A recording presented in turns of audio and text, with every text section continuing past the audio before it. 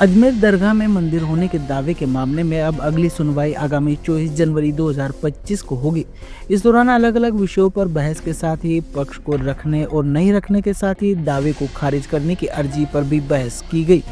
आज पूरे दिन अलग अलग अर्जियां कोर्ट में दाखिल की गई, जिसमें पक्षकारों ने अपने अपने अधिवक्ताओं के माध्यम से न्यायालय के समक्ष अपनी बात रखी। अजमेर में सुबह 11 बजे से शुरू हुई बहस के दौरान सबसे पहले अंजुमन कमेटी के अधिवक्ताओं ने मामले में वर्शिप एक्ट लागू होने और इस मामले को खारिज करने की बात रखी, जिसे लेकर हिंदू सेना के राष्ट्रीय अध्यक्ष विष्णु गुप्ता के अधिवक्ता वरुण कुमार सिन्हा ने बताया कि वर्शिप एक्ट इस मामले में लागू नहीं होता और ये दावा तथ्यों के आधार पर चलाया जाना चाहिए। साथ ही सर्वे की मांग भी इस दौरान की गई। वहीं एएसआई और अल्पसंख्यक मामला विभाग की ओर से अधिवक्ता बसंत कुमार विजयवर्गीय ने इस मामले में दस्तावेज का अभाव होने और वादी द्वारा लगाए गए वाद के दस्तावेज मांगे हैं। इसे लेकर 7 दिनों में यह दस्तावेज न्यायालय के समक्ष पेश करने होंगे। वहीं दरगाह कमेटी के अधिवक्ता अशोक कुमार माथुर ने 7/11 के तहत मामले को खारिज करने की मांग रखी है। वहीं इस मामले में एक दरगाह दीवान और अंजुमन कमेटी के साथ 5 व्यक्तियों द्वारा पक्षकार बनने के लिए अर्जी लगाई गई है। इन सभी विषयों को लेकर सुनवाई की गई और फिर न्यायालय द्वारा आगामी 24 जनवरी 2025 को संपूर्ण विषय पर चर्चा करने के लिए तारीख दे दी गई है।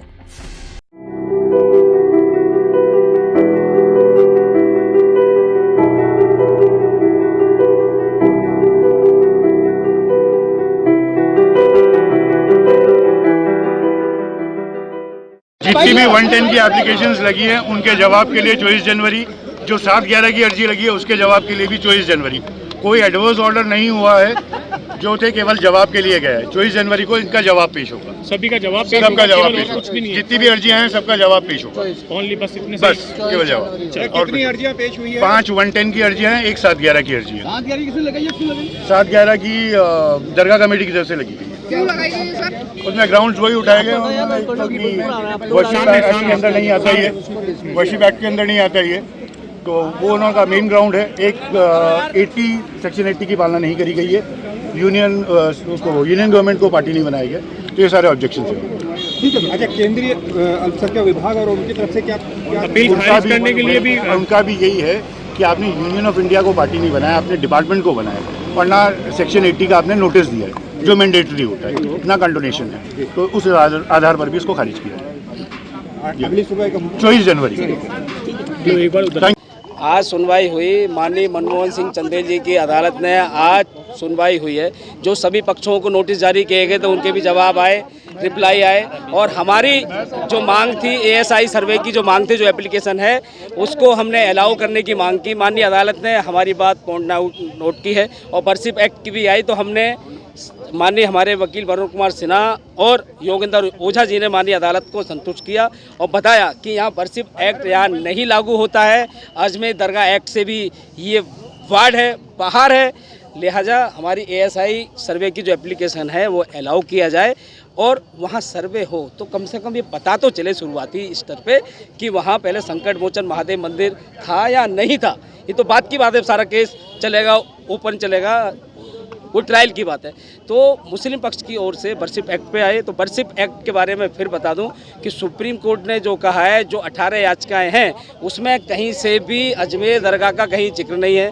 बहुत साल के बारे में बताया गया है, मथुरा और काशी के बारे में बताया गया, लेकिन अजमेर दरगाह का कहीं पे जिक्र नहीं है, नंबर 1। और दूसरा, वो अजमेर दरगाह जो है वर्शिप एक्ट के दायरे से बाहर है। पूजा स्थल अधिनियम कानून, मस्जिद और चर्च, मंदिर और गुरुद्वारा वहाँ लागू होता है। नोट, मजार एंड कब्रिस्तान, वहाँ वर्शिप एक्ट लागू नहीं होता है। और अजमेर दरगाह एक्ट से भी ये बाढ़ है। तो मुस्लिम पक्ष की ओर से यही मांग की गई है कि ये वर्शिप एक्ट वाली, हमने बता दिया अदालत को कि वर्शिप एक्ट से बाहर है। और हमें उम्मीद है 4:30 बजे ऑर्डर, 4:30 बजे ऑर्डर आ रहा है।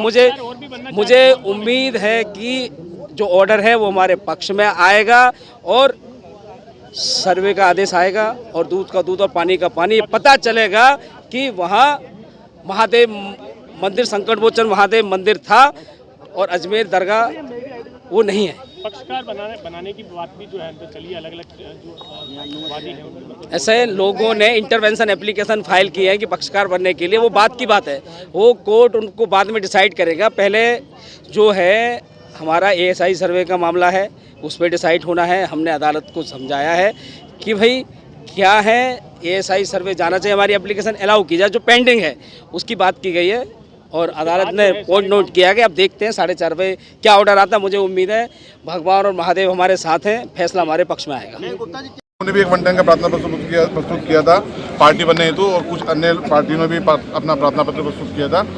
आज दरगाह कमेटी की तरफ से भी 7/11 का जो प्रावधान है CPC में, वो उसका प्रार्थना पत्र प्रस्तुत किया गया था और वादी की तरफ से प्रार्थना पत्र प्रस्तुत थे। आज सबकी बात सुनने के बाद माननीय न्यायालय ने 24/1 को सुनवाई हेतु निहित किया है और उन प्रार्थना पत्र के जवाब हेतु निहित किया है।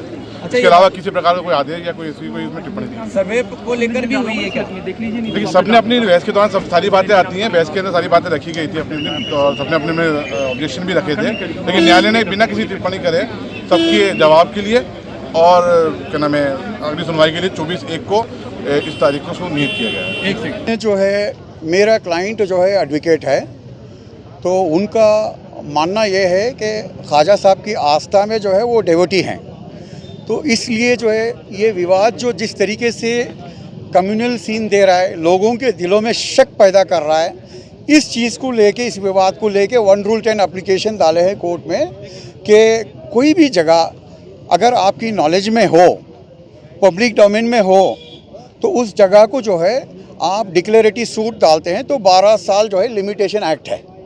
अगर वो सुप्रीम कोर्ट में भी कोई कब्जा करता है, स्क्वाट होता है, एडवर्स पोजीशन होता है, तो 12 साल जो है कानून में है। तो 12 साल के बाद आप 800 वर्ष के बाद आ रहे हैं कि ज़माना बदल गया, मुग़ल से चले गया, राजा महाराजा आ गए, सब जो है ख्वाजा साहब के ख़दमों में गए थे और ख़दमों में रहे हैं आज तक। यहाँ की यूनिटी, अजमेर की यूनिटी जो है पूरी दुनिया में दिखाई देती है।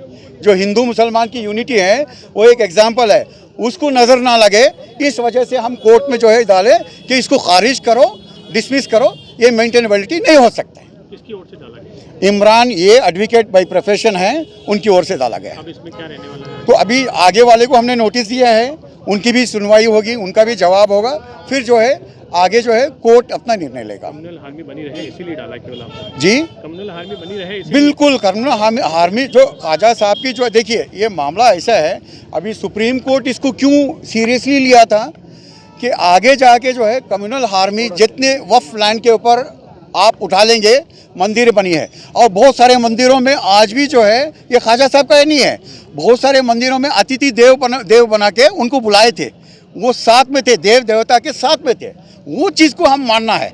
यहाँ पे अगर शिवलिंग भी वहाँ पे है, तो मैं यहाँ पे मैं बता रहा हूँ, मैं मुसलमान घर में हूँ, भाई बर्थ मैं हिंदू हूँ, ठीक है, मैं हिंदुस्तान में रहता हूँ, क्योंकि मैं अरब में रह के मैं हिंदू नहीं बोल सकता, मैं अरबियन हूँ, पाकिस्तान में हूँ तो पाकिस्तानी हूँ, हिंदू हूँ मैं, तो मुझे भी ठेस पहुँचता है कि ऐसी चीज़ें जो है कोर्ट में आके वक्त जो है लोगों का माइंड डाइवर्ट करके सारी चीज़ों के ऊपर वेस्ट ऑफ टाइम होता है। इन चीज़ों से अच्छा अगर कोई पीस हार्मनी क्रिएट करते हैं, और भी देखिए रूल ऑफ लॉ चेंज होता रहा, सुल्तान मोहम्मद गारवी से लेते, बाबर से लेके अंग्रेज़ की हुकूमत तक रूल ऑफ लॉ था, लेकिन वो चेंज होता रहा।